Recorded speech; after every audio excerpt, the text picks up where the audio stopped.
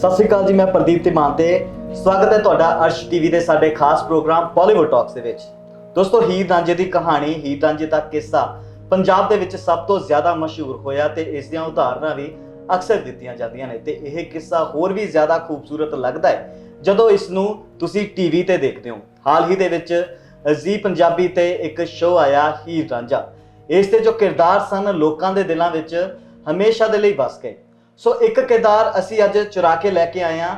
ਹੀਰ ਰਾਂਝਾ ਦੇ ਵਿੱਚ ਰਾਂਝੇ ਦੇ ਭਰਾ ਦਾ ਕਿਰਦਾਰ ਕਰ ਰਹੇ ਸਨ, ਲੇਖੂ ਦੇ ਰੋਲ ਦੇ ਵਿੱਚ ਸਨ ਪਾਰਸ ਮਹਿਰਾ, ਜੋ ਕਿ ਇਸ ਵੇਲੇ ਸਾਡੇ ਨਾਲ ਸਾਡੇ ਸਟੂਡੀਓ ਵਿੱਚ ਮੌਜੂਦ ਨੇ। ਬਹੁਤ ਬਹੁਤ ਸਵਾਗਤ ਕਰਦੇ ਹਾਂ ਤੁਹਾਡਾ। बहुत बहुत शुक्रिया जी। सत श्री अकाल जी। मेरा नाम पारस ਮਹਿਰਾ ਹੈ ਔਰ ਤੁਸੀਂ ਮੈਨੂੰ ਦੇਖਿਆ ਹੋਵੇਗਾ ਜ਼ੀ ਪੰਜਾਬੀ ਤੇ ਹੀਰ ਰਾਂਝਾ ਸੀਰੀਅਲ ਦੇ ਵਿੱਚ ਲੇਖੂ ਦੇ ਕਿਰਦਾਰ ਵਿੱਚ।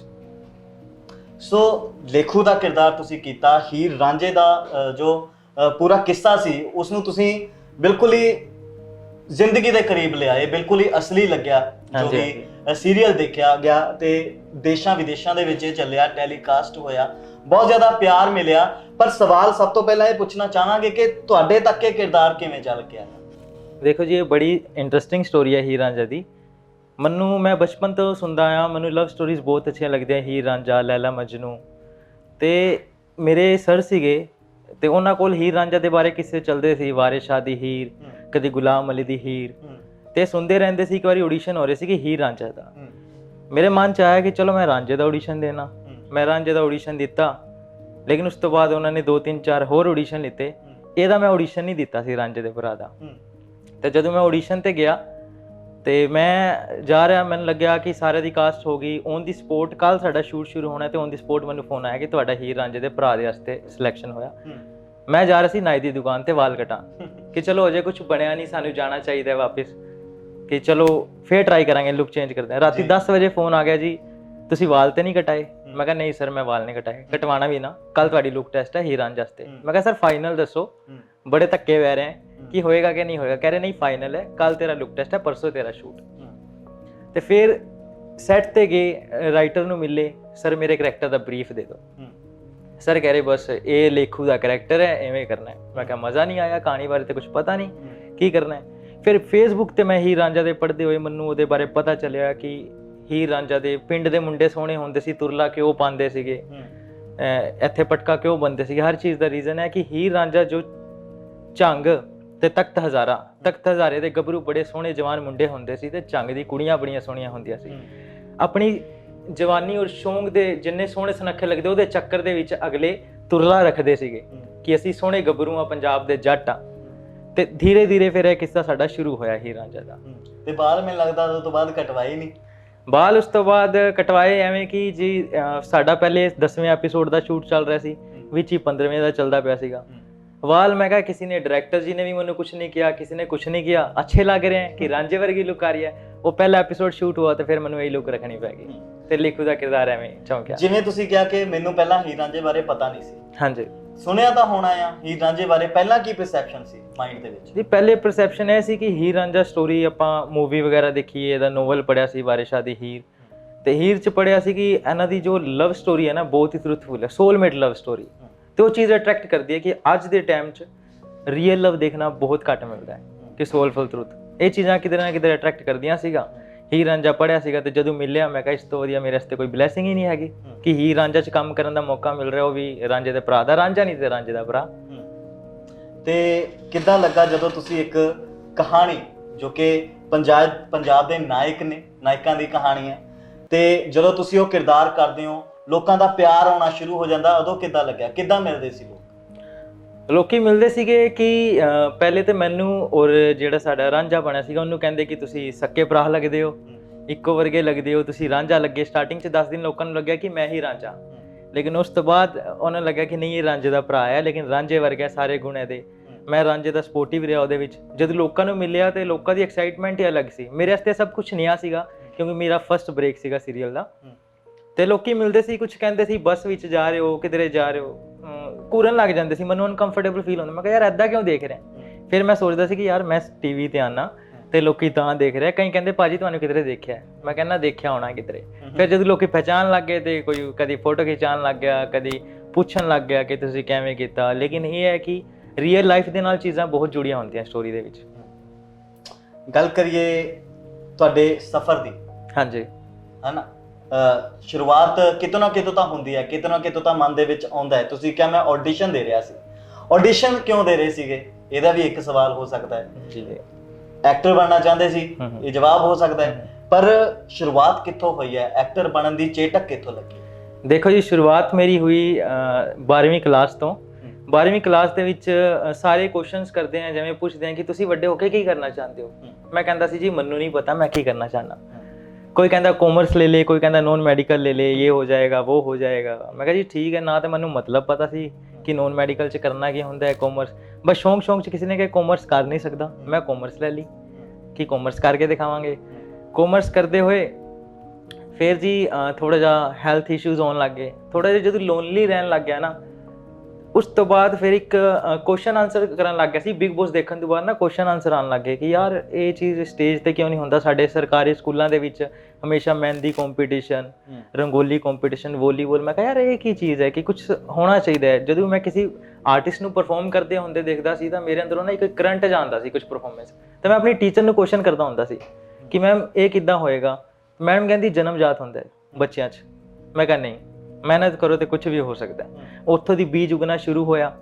ਲੇਕਿਨ ਉਹ ਫਿਰ ਜਦ ਕਾਲਜ ਤੱਕ ਦਾ ਸਫ਼ਰ ਸ਼ੁਰੂ ਹੋਇਆ, ਕਾਲਜ 'ਤੇ ਗਏ ਕਿ ਜਿਵੇਂ ਆਪਾਂ ਫਿਲਮਾਂ ਦੇਖਦੇ ਹਾਂ ਕਿ ਡਾਂਸ ਕਰਾਂਗੇ, ਭੰਗੜਾ ਕਰਾਂਗੇ, ਥੋੜ੍ਹਾ ਜਿਹਾ ਨਾਮ ਹੁੰਦਾ ਹੈ, ਇਹ ਉਹ ਚੀਜ਼ ਤਾਂ ਨਹੀਂ ਹੋਈ ਖੈਰ।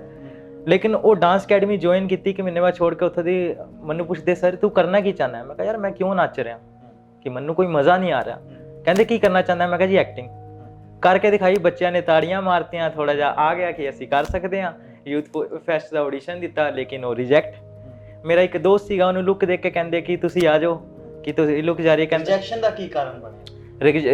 ਰਿਜੈਕਸ਼ਨ ਦਾ ਕਾਰਨ ਇਹ ਸੀ ਕਿ ਸਾਨੂੰ ਕੁਝ ਆਉਂਦਾ ਨਹੀਂ ਸੀਗਾ, ਤਾਂ ABC ਪਤਾ ਨਹੀਂ ਬਸ ਦੇਖਿਆ ਤੇ ਚਲੇ ਗਏ ਆਡੀਸ਼ਨ ਦੇ ਕਿ ਇਹ ਕਰ ਦੇਂਗੇ ਐਸੇ ਹੋ ਜਾਏਗਾ। ਲੇਕਿਨ ਐਵੇਂ ਕੁਝ ਵੀ ਨਹੀਂ ਹੁੰਦਾ। ਚੀਜ਼ ਨੂੰ ਸਮਝਣਾ, ਆਰਟ ਨੂੰ ਟਾਈਮ ਲੈਂਦਾ ਪੱਕਦੇ ਹੋਏ ਹਰ ਇੱਕ ਚੀਜ਼। ਕਿੰਨਾ ਟਾਈਮ ਲੱਗ ਗਿਆ ਇੱਥੇ ਤੱਕ ਪੱਕਣ ਲਈ? 2016 ਤੋਂ ਲੈ ਕੇ 2021 ਤੱਕ ਦਾ ਸਫ਼ਰ ਪੱਕਦੇ ਹੋਏ ਚੱਲਦੇ ਪਏ ਹਾਂ ਔਰ ਹਜੇ ਵੀ ਆਰਟਿਸਟ ਦੇ ਸਟੂਡੈਂਟ ਹਾਂ ਔਰ ਆਰਟ ਦੇ ਸਟੂਡੈਂਟ ਰਵਾਂਗੇ। ਕੀ ਸਿੱਖਿਆ ਫਿਰ ਇੰਨੇ ਸਮੇਂ ਦੇ ਵਿੱਚ? ਸਭ ਤੋਂ ਪਹਿਲੇ ਲਾਈਫ ਦੇ ਬਾਰੇ ਸਿੱਖਣ ਨੂੰ ਮਿਲਿਆ, ਉਹ ਸਟਾਰਟ ਹੋਇਆ ਸਾਡੇ ਥੀਏਟਰ ਤੋਂ। ਜਦੋਂ ਮੈਂ ਆਰਟ ਬਾਰੇ ਕੁਝ ਪਤਾ ਨਹੀਂ ਸੀਗਾ ਤੇ ਐਵੇਂ ਇੱਕ ਰਾਹ ਜਾਂਦਾ ਇਨਸਾਨ ਮੇਰੇ ਵਾਸਤੇ ਰੱਬ ਵਰਗਾ ਬਣ ਗਿਆ। ਫੇਸਬੁੱਕ ਤੋਂ ਸੁਣਿਆ ਸੀ NSD ਤੇ ਸਰਚ ਕੀਤਾ, ਇੱਕ ਬੰਦਾ ਮਿਲ ਗਿਆ ਮੈਨੂੰ ਗਿਆਨ ਪੰਡਿਤ ਕਰਕੇ। ਮੈਂ ਉਹਨਾਂ ਨੂੰ ਫੋਨ ਲਾਇਆ, ਉਹ ਬਿਗ ਬੌਸ ਦੇ AD ਸੀਗੇ ਤਾਂ ਬਿਗ ਬੌਸ 13 ਦੇ, ਤੇ ਉਹਨਾਂ ਨੇ ਮੈਨੂੰ ਕਿਹਾ ਕਿ ਤੁਸੀਂ ਥੀਏਟਰ ਜੁਆਇਨ ਕਰੋ। ਮੈਂ ਕਿਹਾ ਜੀ ਥੀਏਟਰ ਜੁਆਇਨ ਕਰਨਾ ਹੈ, ਲੇਕਿਨ ਮੈਨੂੰ ਥੀਏਟਰ ਦਾ ਮਤਲਬ ਨਹੀਂ ਪਤਾ ਸੀ 2016 ਦੇ ਵਿੱਚ ਕਿ ਥੀਏਟਰ ਹੁੰਦਾ ਕੀ ਹੈ। ਮੈਂ ਆਪਣੇ फ्रेंड्स ਨੂੰ ਪੁੱਛਦਾ ਸੀ, ਕਹਿੰਦੇ गैलेक्सी मॉल है वहाँ चला जा जॉब लग जाएगी। मैं कहा नहीं यार वहाँ नाटक होते हैं, वो थिएटर। फिर मेरे एक दोस्त ने पता किया, उसने बताया अम्बाला में मैंने ज्वाइन किया थिएटर, एक फीचर फिल्म करी, वो तो खैर कहीं आई नहीं लेकिन एक एक्सपीरियंस होगा कैमरे का। धीरे धीरे फिर कुछ वर्कशॉप्स NSD की करते गए, कुछ प्ले करते गए। कितने नाटक कर चुके हो, कितनी बार परफॉर्म किया स्टेज पे? ਸਟੇਜ ਦੇ ਉੱਤੇ ਦੇਖੋ ਜੀ ਮੈਂ 25 ਤੋਂ 30 ਵਾਰ ਪਰਫਾਰਮ ਕਰ ਚੁੱਕਾ। ਥੋੜੇ ਬਹੁਤੇ ਸਟਰੀਟ ਪਲੇਸ ਕੀਤੇ ਹੈ ਕਿ ਹਰ ਇੱਕ ਸਫ਼ਰ ਦਾ ਹਰ ਇੱਕ ਐਕਸਪੀਰੀਅੰਸ ਤੁਹਾਨੂੰ ਕੁਛ ਨਾ ਕੁਛ ਸਿਖਾਉਂਦਾ ਹੈ। ਈਵਨ ਇੱਕ ਐਕਸਰਸਾਈਜ਼ ਸੀ ਕਿ ਸਾਨੂੰ ਮੈਂ ਪੈਂਟ ਕੋਟ ਪਾਇਆ, ਬਲੇਜ਼ਰ ਪਾਇਆ ਸੀ, ਉੱਥੇ ਲੰਗਰ ਲੱਗਿਆ ਸੀਗਾ, ਭੰਡਾਰਾ ਕਹਿੰਦੇ ਆ ਜਿਹਨੂੰ ਅਸੀਂ, ਤੇ ਉੱਥੇ ਮੈਂ ਫਕੀਰ ਦੇ ਨਾਲ ਬਹਿ ਕੇ ਰੋਟੀ ਖਾਧੀ। ਪਹਿਲਾ ਚੇਂਜਿਸ ਉੱਥੋਂ ਆਇਆ ਕਿ ਲਾਈਫ ਦੇ ਵਿੱਚ ਕੁਛ ਡੀਪ ਸੈਂਸ ਹੁੰਦੀ ਹੈ ਨਾ, ਤੇ ਉੱਥੋਂ ਦੀ ਚੇਂਜਿਸ ਆਣੇ ਸ਼ੁਰੂ ਹੋਏ। ਐਕਟਰ ਕਹਿੰਦੇ ਹਰ ਜਗ੍ਹਾ ਜਿੱਥੇ ਵੀ ਜਾਂਦਾ ਆ, ਜਿੱਥੋਂ ਵੀ ਗੁਜ਼ਰਦਾ ਆ, ਕੁਝ ਨਾ ਕੁਝ ਸਿੱਖਦਾ ਆ। ਆਬਜ਼ਰਵੇਸ਼ਨ ਬਹੁਤ ਮਜ਼ਬੂਤ ਹੁੰਦੀ ਹੈ ਇੱਕ ਐਕਟਰ ਦੀ। ਬਿਲਕੁਲ ਜੀ, ਇਹ ਚੀਜ਼ ਦੇ ਵਿੱਚ ਕਿੰਨੀ ਕੁ ਸੱਚਾਈ ਹੈ? ਜੀ ਇਹਦੇ 'ਚ 100% ਸੱਚਾਈ ਹੈ। ਸਾਡੀ ਲਾਈਫ ਹੀ ਐਕਟਿੰਗ ਹੈ। ਵੱਡੇ ਬਜ਼ੁਰਗ ਕਹਿੰਦੇ ਆ, ਸਾਰੇ ਕਹਿੰਦੇ ਕਿ ਲਾਈਫ ਐਵੇਂ ਜੀਓ ਕਿ ਜਿੱਦਾਂ ਤੁਸੀਂ ਐਕਟਿੰਗ ਕਰਦੇ ਹੋ, ਔਰ ਐਕਟਿੰਗ ਐਵੇਂ ਕਰੋ ਜਿਵੇਂ ਲਾਈਫ ਜੀ ਰਹੇ ਹੋ। ਇਹਦਾ ਮਤਲਬ ਇਹ ਹੈ ਜੀ, ਦੇਖੋ ਲਾਈਫ 'ਚ ਅਸੀਂ ਕਈ ਵਾਰ ਅਸੀਂ ਪਰੇਸ਼ਾਨ ਹੁੰਦੇ ਹਾਂ, ਲੇਕਿਨ ਅਸੀਂ ਚਿਹਰੇ 'ਤੇ ਸਮਾਈਲ ਰੱਖ ਕੇ ਲੋਕਾਂ ਨੂੰ ਮਿਲਦੇ ਹਾਂ। ਅਸੀਂ ਪਰੇਸ਼ਾਨੀ ਨਹੀਂ ਦੱਸ ਸਕਦੇ, ਔਰ ਜਦੋਂ ਆਪਾਂ ਪਰੇਸ਼ਾਨ ਹੁੰਦੇ ਹਾਂ ਤੇ ਆਪਾਂ ਕਈ ਵਾਰ ਦੁੱਖ ਨਹੀਂ ਦੱਸ ਸਕਦੇ ਆਪਣਾ ਕਿਸੇ ਨੂੰ। ਇਹਦੇ ਵਾਸਤੇ ਜਦੋਂ ਐਕਟਿੰਗ ਕਰਦੇ ਹਾਂ, ਐਕਟਿੰਗ ਦੇ ਵਿੱਚ ਸਾਨੂੰ ਲਾਈਫ ਦਾ ਮੂਮੈਂਟ ਜੀਣਾ ਹੁੰਦਾ ਹੈ। ਇਹ ਚੀਜ਼ ਸਮਝਣ ਨੂੰ ਵੀ 5 ਤੋਂ 6 ਸਾਲ ਲੱਗ ਗਏ, ਲੇਕਿਨ ਇਹ ਪ੍ਰੋਸੈਸ ਜਾਰੀ ਹੈ, ਚੱਲਦਾ ਪਿਆ, ਕਰ ਰਹੇ ਹਾਂ। ਪ੍ਰੋਸੈਸ ਨੂੰ 5 ਤੋਂ 6 ਸਾਲ ਲੱਗ ਗਏ। ਹਾਂਜੀ। ਇੱਕ ਸਮਾਂ ਇਹ ਵੀ ਆਇਆ ਜਦੋਂ ਮੇਰੇ ਖਿਆਲ ਨਾਲ ਹਰ ਐਕਟਰ ਦਾ ਪ੍ਰੋਸੈਸ ਰੁਕ ਗਿਆ ਜੀ। ਕਰੋਨਾ ਕਾਲ ਦੀ ਗੱਲ ਕਰ ਰਹੇ ਹਾਂ, ਜਦੋਂ ਕਿ ਸ਼ੂਟਿੰਗਸ ਬੰਦ ਹੋ ਗਈਆਂ ਤੇ ਬਹੁਤ ਸਾਰੇ ਐਕਟਰ ਸੀ ਜਿਨ੍ਹਾਂ ਨੂੰ ਕੰਮ ਨਹੀਂ ਸੀ ਮਿਲ ਰਿਹਾ। ਸੋਸ਼ਲ ਮੀਡੀਆ ਤੇ ਬਹੁਤ ਕੁਝ ਦੇਖਣ ਨੂੰ ਮਿਲਿਆ। ਕੋਈ ਕਿਸੇ ਦੇ ਘਰ ਜਾ ਰਿਹਾ ਹੈ, ਕੋਈ ਰਿਕੁਐਸਟ ਪਾ ਰਿਹਾ ਹੈ, ਕੋਈ ਕਿਸੇ ਵੱਡੇ ਐਕਟਰ ਨੂੰ ਟਵੀਟ ਕਰ ਰਿਹਾ ਹੈ ਕਿ ਸਾਡੀ ਮਦਦ ਕਰੋ। ਤੇ ਤੁਹਾਡਾ ਕਰੋਨਾ ਕਾਲ ਆਖਿਰ ਕਿਸ ਤਰ੍ਹਾਂ ਗੁਜ਼ਰਿਆ? ਦੇਖੋ ਕਰੋਨਾ ਸ਼ੁਰੂ ਹੋਣ ਤੋਂ ਪਹਿਲੇ ਸਾਡੇ ਸੀਰੀਅਲ ਦਾ ਸ਼ੂਟ ਚੱਲਦਾ ਸੀਗਾ। ਇੱਕਦਮ ਮਾਰਚ ਦੇ ਵਿੱਚ 19 ਤਰੀਕ ਪਤਾ ਚੱਲਿਆ ਕਿ ਪਹਿਲੇ ਅਸੀਂ ਫੇਕ ਸਮਝਦੇ ਸੀ ਕਿ ਕਰੋਨਾ ਕੁਝ ਨਹੀਂ ਹੈਗਾ, ਲੇਕਿਨ 19 ਮਾਰਚ ਦੀ ਗੱਲ ਹੈ ਜਦੋਂ ਪਤਾ ਚੱਲਿਆ ਕਿ ਸਾਰੇ ਸ਼ੂਟਸ ਵਗੈਰਾ ਬੰਦ ਹੋ ਰਹੇ ਨੇ, ਕਿ ਕਰੋਨਾ ਸੀਰੀਅਸ ਹੈ, ਮਾਸਕ ਲਗਾਓ। ਤੇ ਪਹਿਲੇ ਦੇ ਘਰ ਦੇ ਵਿੱਚ ਬਹਿ ਗਏ, ਲੇਕਿਨ ਇਹ ਕਿ ਸਭ ਤੋਂ ਪਹਿਲੀ ਚੀਜ਼ ਸੀ ਕਿ ਸਬਰ, ਕਿ ਇਨਸਾਨ ਦੇ ਵਿੱਚ ਸਬਰ ਹੋਣਾ ਬਹੁਤ ਜ਼ਰੂਰੀ ਹੈ। ਕਈ ਲੋਕਾਂ ਨੇ ਇਸ ਮਾਹੌਲ ਦੇ ਵਿੱਚ ਸੁਸਾਈਡ ਵੀ ਕੀਤੀ, ਕਈ ਫਰਸਟ੍ਰੇਟਡ ਵੀ ਹੋਏ, ਕਿਸੇ ਨੇ ਕੁਝ ਕੀਤਾ, ਕਿਸੇ ਨੇ ਕੁਝ, ਲੇਕਿਨ ਉਹਦੇ ਸਭ ਤੋਂ ਵੱਡੀ ਚੀਜ਼ ਸੀ ਕਿ ਸਬਰ। ਤੇ ਦੂਜਾ ਅਗਰ ਇਨਸਾਨੀਅਤ, ਜੋ ਅੱਜ ਦੇ ਟਾਈਮ 'ਚ ਲੋਕੀ ਭੁੱਲ ਗਏ ਕਿ ਇਨਸਾਨੀਅਤ ਬਹੁਤ ਜ਼ਰੂਰੀ ਹੈ। ਅਜੇ ਵੀ ਕੁਝ ਸਮਝੇ ਨਹੀਂ ਹੈ, ਸਮਝ ਆਓ, ਸਮਝਣਾ ਜ਼ਰੂਰੀ ਹੈ ਕਿ ਇਨਸਾਨੀਅਤ ਬਹੁਤ ਜ਼ਰੂਰੀ ਹੈ। ਕਿ ਇੰਨਾ ਵੱਡਾ ਹੋ ਗਿਆ, ਪ੍ਰਕਿਰਤੀ ਦੇ ਨਾਲ ਛੇੜਛਾੜ ਕਰੋਗੇ ਤੇ ਪੰਗੇ ਲੋਗੇ, ਚੀਜ਼ਾਂ ਹੋਣਗੀਆਂ। ਇਹਦੇ ਵਾਸਤੇ ਜ਼ਰੂਰੀ ਹੈ ਕਿ ਤੁਸੀਂ ਕਰੋਨਾ ਦੇ ਸਬਕ ਲਵੋ ਔਰ ਜ਼ਿੰਦਗੀ ਦੇ ਵਿੱਚ ਇਨਸਾਨੀਅਤ ਵੰਡੋ, ਪਿਆਰ ਪਾਓ, ਨਾ ਕਿ ਨਫ਼ਰਤ। ਪਰ ਮਨ ਅੱਕਿਆ ਸੀ ਕਰੋਨਾ ਦੇ ਵਿੱਚ ਕਿ ਨਹੀਂ ਜੀ ਨਹੀਂ, ਤਾਂ ਕੰਮ ਨਹੀਂ ਚੱਲ ਰਿਹਾ, ਹੁਣ ਮੈਂ ਕੀ ਕਰਾਂਗਾ? ਜੀ ਨਹੀਂ, ਬਿਲਕੁਲ ਮੇਰੇ ਵਾਸਤੇ ਉਹ ਗਰੋਥ ਪੀਰੀਅਡ ਸੀ, ਸੋਨੇ ਤੇ ਸੁਹਾਗੇ ਵਰਗਾ। ਮੈਂ ਬਹੁਤ ਸਾਰੀ ਬੁੱਕਸ ਪੜ੍ਹੀਆਂ, ਮੈਂ ਐਕਸਰਸਾਈਜ਼ ਕੀਤੀ, ਮੈਂ ਮੈਡੀਟੇਸ਼ਨ ਕੀਤਾ ਤੇ ਮੈਂ ਆਸ-ਪਾਸ ਦੀ ਦੁਨੀਆ ਨੂੰ ਅਬਜ਼ਰਵ ਕਰ ਰਿਹਾ ਸੀਗਾ। ਤੁਸੀਂ ਦੱਸਿਆ ਕਿ ਪ੍ਰੋਸੈਸ ਦੇ ਵਿੱਚੋਂ ਸਾਰਾ ਕੁਝ ਹੁੰਦਾ ਹੈ, ਇੱਕ ਐਕਟਰ ਨੂੰ ਪ੍ਰੋਸੈਸ ਦੇ ਵਿੱਚੋਂ ਲੰਘਣਾ ਪੈਂਦਾ ਹੈ। ਬਹੁਤ ਸਾਰੇ ਨਵੇਂ ਬੱਚੇ ਨੇ ਜੋ ਇਸ ਫੀਲਡ ਦੇ ਵਿੱਚ ਆਉਣਾ ਚਾਹੁੰਦੇ ਨੇ, ਤੇ ਐਕਟਰ ਦੇ ਲਈ ਕੀ ਕੀ ਚੀਜ਼ਾਂ ਜ਼ਰੂਰੀ ਹੁੰਦੀਆਂ ਨੇ ਉਹ ਜ਼ਰੂਰ ਦੱਸ ਦਿਓ। ਐਕਟਰ ਦੇ ਲਈ ਜ਼ਰੂਰੀ ਹੈ ਜੀ ਸਭ ਤੋਂ ਪਹਿਲੇ ਇਮਾਨਦਾਰੀ, ਕਿ ਤੁਸੀਂ ਕਿਉਂ ਆਉਣਾ ਚਾਹ ਰਹੇ ਹੋ, ਤੁਹਾਨੂੰ ਪਤਾ ਹੋਣਾ ਚਾਹੀਦਾ ਹੈ। ਉਸ ਤੋਂ ਬਾਅਦ ਡੈਡੀਕੇਸ਼ਨ, ਲਗਨ, ਕਿ ਤੁਸੀਂ ਫੈਸਲਾ ਲੈ ਲਿਆ ਕਿ ਹਾਂ ਸੋਚ ਲਿਆ, ਵੱਡੇ ਵੱਡੇ ਖੁਆਬ ਦੇਖ ਲਏ, ਤੁਸੀਂ ਪੂਰਾ ਕਰਨ ਦੀ ਹਿੰਮਤ ਰੱਖਦੇ ਹੋ। ਜੋ ਉਤਾਰ ਚੜਾਵ ਆਉਂਦਾ, ਕਿਆ ਤੁਸੀਂ ਉਹਦੇ ਵਾਸਤੇ ਤਿਆਰ ਹੋ? ਕਿਸ ਤਰ੍ਹਾਂ ਦੇ ਉਤਾਰ ਚੜਾਵ ਆ ਸਕਦੇ? ਉਤਾਰ ਚੜਾਵ ਜੀ, ਉਤਾਰ ਚੜਾਵ ਦੀ ਗੱਲ ਕਰੀਏ ਆਪਾਂ ਤੇ ਫੈਮਿਲੀ ਸਪੋਰਟ ਨਹੀਂ ਹੁੰਦਾ, ਕਈ ਵਾਰੀ ਟਿੱਕੇ ਰਹਿਣਾ ਜ਼ਰੂਰੀ ਹੈ। ਰਿਜੈਕਸ਼ਨ ਤੇ ਰਿਜੈਕਸ਼ਨ ਮਿਲਦੀ ਹੈ। ਇਹ ਦੁਨੀਆ ਦੇ ਔਖੇ ਕੰਮਾਂ ਵਿੱਚੋਂ ਇੱਕ ਔਖਾ ਕੰਮ ਹੈ ਕਿ ਇਹਦੇ ਵਾਸਤੇ ਤੁਹਾਨੂੰ ਟਿੱਕੇ ਰਹਿਣਾ। ਲੋਕਾਂ ਦੀ ਪਹਿਲੇ ਤੇ ਤੁਹਾਨੂੰ ਮਿਲੇਗੀ ਕੀ ਕਰ ਰਿਹਾ ਯਾਰ, ਕਿਉਂ ਕਰ ਰਿਹਾ, ਕੁਝ ਨਹੀਂ ਹੋਣਾ, ਦੂਰ ਦੇ ਢੋਲ ਦੂਰੋਂ ਵਧੀਆ ਲੱਗਦੇ ਨੇ। ਲੇਕਿਨ ਇਹ ਹੈ ਕਿ ਦੂਰ ਦੇ ਢੋਲ ਵਜਾ ਕੇ ਦੇਖਾਂਗੇ ਤੇ ਤਾਂ ਹੀ ਪਤਾ ਚੱਲੇਗਾ, ਵੱਜ ਗਿਆ ਤੇ ਠੀਕ ਹੈ, ਨਹੀਂ ਵੱਜਿਆ ਲੇਕਿਨ ਆਪਣੀ ਕੋਸ਼ਿਸ਼ ਕਰਨੀ ਚਾਹੀਦੀ ਹੈ। ਨਾਲ ਫਿਰ ਤੁਸੀਂ ਤੁਹਾਡੇ ਵਾਸਤੇ ਸਿੱਖਣਾ ਬਹੁਤ ਜ਼ਰੂਰੀ ਹੈ। ਐਕਟਰ ਦਾ ਪੜ੍ਹੇ ਲਿਖੇ ਹੋਣਾ ਵੀ ਬਹੁਤ ਜ਼ਰੂਰੀ ਹੈ। ਬਹੁਤ ਸਾਰੇ ਯੰਗਸਟਰਸ ਕਹਿੰਦੇ ਨੇ ਕਿ ਬਸ ਐਕਟਿੰਗ ਸਿੱਖ ਲਈ, ਡਾਇਲੋਗ ਪੜ੍ਹ ਲਿਆ, ਬੋਲ ਦਿਆ, ਲੇਕਿਨ ਪੜ੍ਹਨਾ ਵੀ ਜ਼ਰੂਰੀ ਹੈ। ਬਹੁਤ ਸਾਰੇ ਬੱਚੇ ਦੇਖੇ ਨੇ ਜੋ ਇਹ ਕਹਿੰਦੇ ਨੇ ਕਿ ਬਹੁਤ ਸਾਰੀਆਂ ਐਪਸ ਨੇ, ਜੇਕਰ ਗੱਲ ਕਰੀਏ ਸੋਸ਼ਲ ਮੀਡੀਆ ਤੇ ਨੱਚਦੇ ਗਾਉਂਦੇ ਨੇ, ਕਹਿੰਦੇ ਆ ਜੀ ਅਸੀਂ ਐਕਟਰ ਹਾਂ, ਪਰ ਪੜ੍ਹਨ ਦੇ ਵਿੱਚ ਜ਼ਿਆਦਾ ਜ਼ੋਰ ਨਹੀਂ ਦਿੰਦੇ, ਜਾਂ ਕਹਿ ਲਓ ਕਿ ਪੜ੍ਹਾਈ ਨੂੰ ਜ਼ਿਆਦਾ ਤਵੱਜੋ ਨਹੀਂ ਦਿੰਦੇ। ਉਹਨਾਂ ਲਈ ਕੀ ਕਹਿਣਾ ਚਾਹੋਗੇ? ਦੇਖੋ ਜੀ, ਹਰ ਇੱਕ ਕੰਮ ਸਮੇਂ ਦੇ ਹਿਸਾਬ ਨਾਲ ਸਹੀ ਰਹਿੰਦਾ ਹੈ। ਉਹ ਇੱਕ ਅਲੱਗ ਸਪੇਸ ਹੈ। ਸੋਸ਼ਲ ਮੀਡੀਆ ਤੇ ਤੁਸੀਂ ਲੋਕਾਂ ਦਾ ਐਂਟਰਟੇਨ ਕਰ ਰਹੇ ਹੋ, ਉਹ ਵੀ ਇੱਕ ਮਾਧਿਅਮ ਹੈ, ਲੇਕਿਨ ਐਕਟਰ ਵਾਸਤੇ ਪੜ੍ਹਨਾ ਜ਼ਰੂਰੀ ਹੈ, ਪ੍ਰੈਕਟੀਕਲ ਜ਼ਰੂਰੀ ਹੈ, ਜ਼ਿੰਦਗੀ ਨੂੰ ਅਬਜ਼ਰਵ ਕਰਨਾ ਜ਼ਰੂਰੀ ਹੈ। ਜੋ ਤੁਸੀਂ ਆਸ-ਪਾਸ ਜਿੰਨੇ ਜ਼ਿਆਦਾ ਸਰਕਲ ਨੂੰ ਮਿਲੋਗੇ, ਲੋਕਾਂ ਨੂੰ ਮਿਲੋਗੇ, ਉਹ ਤਾਂ ਹੀ ਪੋਸੀਬਲ ਹੋ ਪਾਏਗਾ। ਲੋਕਾਂ ਦੇ ਦੁੱਖ ਨੂੰ ਅਗਰ ਤੁਸੀਂ ਆਪਣਾ ਦੁੱਖ ਸਮਝੋਗੇ ਤਾਂ ਹੀ ਤੁਸੀਂ ਕੁਝ ਪਰਫਾਰਮ ਕਰ ਪਾਓਗੇ ਨਾ। ਪੇਰੈਂਟਸ ਦੀ ਤੁਸੀਂ ਗੱਲ ਕੀਤੀ ਕਿ ਉਤਾਰ ਚੜ੍ਹਾਅ ਆਉਂਦੇ ਨੇ, ਸਪੋਰਟ ਕਈ ਵਾਰੀ ਮਿਲਦੀ ਆ, ਕਈ ਵਾਰੀ ਨਹੀਂ ਮਿਲਦੀ। ਤੁਹਾਡੇ ਮਾਮਲੇ ਦੇ ਵਿੱਚ ਤੁਹਾਨੂੰ ਸਪੋਰਟ ਮਿਲੀ ਹੈ? ਸਟਾਰਟਿੰਗ ਦੇ ਵਿੱਚ ਸਪੋਰਟ ਕੀ, ਜਦੋਂ ਕੋਈ ਕਹਿੰਦੇ ਆ ਕਿ ਅਸੀਂ ਇਹ ਕਰਨਾ ਹੈ ਤੇ ਘਰ ਵਾਲੇ ਕਹਿੰਦੇ ਕਿ ਟਾਈਮ ਪਾਸ ਨੂੰ ਕਹਿ ਰਿਹਾ ਹੋਣਾ। ਜਦੋਂ ਦੱਸਿਆ ਸੀ ਉਦੋਂ ਕੀ ਜਦੋਂ ਦੱਸਿਆ reaction ਸੀਗਾ, ਕੀ ਸੀ? ਜਦੋਂ ਦੱਸਿਆ ਸੀਗਾ, ਮਦਰ ਦਾ ਰਿਐਕਸ਼ਨ ਤੇ ਉਹੀ ਹੁੰਦਾ ਹੈ ਕਿ ਅਸੀਂ ਆਪਣੇ ਬੱਚਿਆਂ ਦੇ ਨਾਲ ਹੈ, ਜੋ ਕਰਨਾ ਚਾਹੁੰਦੇ ਕਰਨ ਦਿਓ। ਫਾਦਰ ਕਹਿੰਦੇ ਕਿ ਤੂੰ ਪੜ੍ਹਾਈ ਤੇ ਧਿਆਨ ਦੇ, ਕਿ ਆਪਣੇ ਘਰੋਂ ਕੋਈ ਹੋਣਾ ਚਾਹੀਦਾ ਅੱਛਾ, ਕਿ ਮੈਂ ਕੰਮ ਕਰਦਾ, ਦਿਹਾੜੀਆਂ ਲਾਉਂਦੇ ਹਾਂ, ਲੇਕਿਨ ਕਿਵੇਂ ਹੋਏਗਾ। ਲੇਕਿਨ ਇੱਕ ਵਿਸ਼ਵਾਸ ਸੀ, ਇੱਕ ਲਗਨ ਸੀ ਕਿ ਅਗਰ ਤੁਸੀਂ ਸੱਚੇ ਮਨ ਨਾਲ ਲੱਗੇ ਹੋ ਨਾ ਤੇ ਉੱਪਰ ਵਾਲਾ ਤੁਹਾਡੀ ਉਂਗਲੀ ਫੜ ਕੇ ਖੁਦ ਚੱਲਦਾ ਹੈ। ਇਹ ਚੀਜ਼ ਹੈ ਤੇ ਵੱਡੇ ਵੱਡੇ ਮੈਜਿਕ ਹੁੰਦੇ ਆ ਲਾਈਫ ਦੇ ਵਿੱਚ। ਅਗਰ ਤੁਸੀਂ ਬਿਲੀਵ ਕਰਦੇ ਹੋ ਤੇ ਪੋਜ਼ਿਟਿਵ ਰਹੋ, ਆਪਣਾ ਕੰਮ ਕਰਦੇ ਰਹੋ, ਸੋਚੋ ਨਾ ਕਿ ਰਿਜ਼ਲਟ ਕੀ ਹੋਏਗਾ, ਕਿ ਕਦੋਂ ਮਿਲੇਗਾ। ਜਦੋਂ ਮਿਲਣਾ ਉਹਨੇ ਤਾਂ ਹੀ ਮਿਲਣਾ ਹੈ, ਬਟ ਲੱਗੇ ਰਹਿਣਾ ਜ਼ਰੂਰੀ ਹੈ ਇਮਾਨਦਾਰੀ ਦੇ ਨਾਲ। ਹੀਰ ਰਾਂਝਾ ਦੀ ਗੱਲ ਕੀਤੀ, ਕੁਝ ਯਾਦਾਂ ਬਣਦੀਆਂ ਨੇ ਜਦੋਂ ਤੁਸੀਂ ਸੈੱਟ ਤੇ ਹੁੰਦੇ ਹੋ, ਕਿਉਂਕਿ ਤੁਸੀਂ ਇੱਕ ਪਰਿਵਾਰ ਦੇ ਰੂਪ ਦੇ ਵਿੱਚ ਵਰਤ ਰਹੇ ਹੁੰਦੇ ਹੋ ਕਿ ਹਾਂ ਸੈੱਟ ਤੇ ਨਜ਼ਰ ਆਉਂਦਾ ਹੈ, ਟੀਵੀ ਤੇ ਨਜ਼ਰ ਆਉਂਦਾ ਹੈ ਕਿ ਹਾਂ ਇੱਕ ਪਰਿਵਾਰ ਹੈ, ਪਰ ਸੈੱਟ ਦੇ ਪਿੱਛੇ ਦਾ ਕੀ ਮਾਹੌਲ ਹੁੰਦਾ ਹੈ ਉਹਦੇ ਬਾਰੇ ਜ਼ਰੂਰ ਦੱਸੋ। ਕੋਈ ਖਾਸ ਯਾਦ ਹੋਵੇ ਜੋ ਹੀਰ ਰਾਂਝਾ ਦੇ ਸੈੱਟ ਤੋਂ? ਹੀਰ ਰਾਂਝਾ ਦੇ ਸੈੱਟ ਤੇ ਖਾਸ ਯਾਦ ਇਹੀ ਹੈ ਕਿ ਸਰਦੀ ਦਾ ਮੈਨੂੰ ਕਿੱਸਾ ਯਾਦ ਆ ਗਿਆ ਕਿ ਭਰੀ ਸਰਦੀ ਦੇ ਵਿੱਚ ਅਸੀਂ ਕੁੜਤੇ ਪਜਾਮੇ ਪਾਏ ਹੋਏ ਨੇ ਤੇ ਆਪਾਂ ਸ਼ੂਟ ਕਰਦੇ ਹੋਏ ਆ। ਸੀਨ ਹੈ ਤੂਫਾਨ ਦਾ, ਤੂਫਾਨ ਦਿਖਾਣਾ ਫਸਟ ਐਪੀਸੋਡ ਦਾ, ਲੇਕਿਨ ਉਹਦੇ 'ਚ ਕੀ ਹੈ ਜੀ, ਧੁੰਦ ਪੈ ਰਹੀ ਹੈ, ਠੀਕ ਰਾਤੀ 2 ਵਜੇ ਦਾ ਟਾਈਮ ਹੈ ਤੇ ਫਰਾਟੇ ਚਲਾਤੇ ਉੱਤੋਂ ਜੀ। ਅਸੀਂ ਠੁਰ ਠੁਰ ਕੰਮ ਰਹੇ ਹਾਂ, ਲੇਕਿਨ ਸ਼ੂਟ ਲੈਣਾ ਉਧਰ ਸਮਾਈਲ ਵੀ ਕਰ ਰਹੇ ਹਾਂ, ਯਾ ਅੱਲਾ ਕਿ ਇਹਨੂੰ ਸਹੀ ਕਰੋ। ਇਹ ਕਿੱਸਾ ਮੈਨੂੰ ਯਾਦ ਆ ਗਿਆ ਕਿ ਐਕਟਰ ਵਾਸਤੇ ਚੈਲੰਜ, ਕਿ ਉਹਦੀ ਸਰਦੀ ਚੈਲੰਜ ਸੀ ਬਹੁਤ ਵੱਡਾ, ਕਿ ਤੁਸੀਂ ਗਰਮੀ ਵਾਲੇ ਕੱਪੜੇ ਪਾ ਕੇ ਸਰਦੀ ਦਾ ਸ਼ੂਟ ਕਰ ਰਹੇ ਹੋ। ਕੋਈ ਬਿਮਾਰ ਵੀ ਹੋਇਆ ਕਦੇ ਇਦਾਂ ਦੇ ਸੈੱਟ ਤੇ? ਜੀ ਛੋਟੀ ਮੋਟੀ ਚਲਦੀ ਰਹਿੰਦੀ ਹੈ, ਲੇਕਿਨ ਜਦੋਂ ਕੰਮ ਦੀ ਜਿਸ ਕੰਮ ਵਾਸਤੇ ਤੁਸੀਂ ਦੌੜ ਰਹੇ ਹੋ, ਜਦੋਂ ਉਹ ਮਿਲੇ ਤੇ ਤੁਹਾਨੂੰ ਛੋਟੀ ਮੋਟੀ ਬਿਮਾਰੀ ਕੁਝ ਨਹੀਂ ਦਿਖਦੀ। ਸੈੱਟ ਤੇ ਸਭ ਤੋਂ ਜ਼ਿਆਦਾ ਮੁਸ਼ਕਿਲ ਕੰਮ ਕੀ ਲੱਗਦਾ ਸੀ? ਦੇਖੋ ਜੀ, ਹਰ ਇੱਕ ਦਾ ਕੰਮ ਮੁਸ਼ਕਿਲ ਤੇ ਨਹੀਂ ਕਹਿ ਸਕਦਾ, ਆਸਾਨ ਵੀ ਨਹੀਂ ਕਹਿ ਸਕਦਾ, ਕਿ ਸਭ ਦਾ ਇੱਕ ਕੰਮ ਹੁੰਦਾ ਹੈ। ਆਪਣੀ ਲਾਈਨ 'ਚ ਉਹੀ ਕੰਮ ਕਰ ਸਕਦਾ ਜਿਹਨੂੰ ਜਨੂਨ ਹੋਵੇ, ਪਿਆਰ ਹੋਵੇ, ਆਪਣੇ ਕੰਮ ਨਾਲ ਪਿਆਰ ਹੋਣਾ ਚਾਹੀਦਾ, ਤੇ ਫਿਰ ਕੰਮ ਕਰਨ 'ਚ ਕੋਈ ਮੁਸ਼ਕਿਲ ਨਹੀਂ ਲੱਗਦਾ।